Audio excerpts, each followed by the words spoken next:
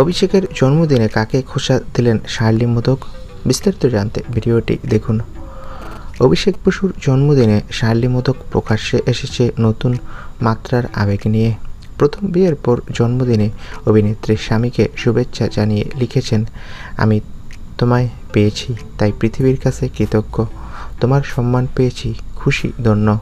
তবে শেষের লাইনে ভালোবেসে সম্মান দিতে সবাই পারে না, এই ইঙ্গিত কি আগের বিতর্কের প্রতি বা কারো উদ্দেশ্যে অনুরাগীরা ঠিক ধরতে পারছেন না?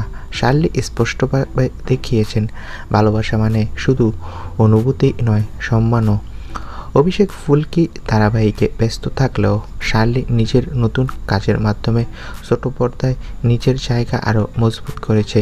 জন্মদিনের এই বার্তা যেন দর্শক এবং ভক্তের মনে প্রশ্ন তুলেছে, কেন শার্লির নিশানা এমন?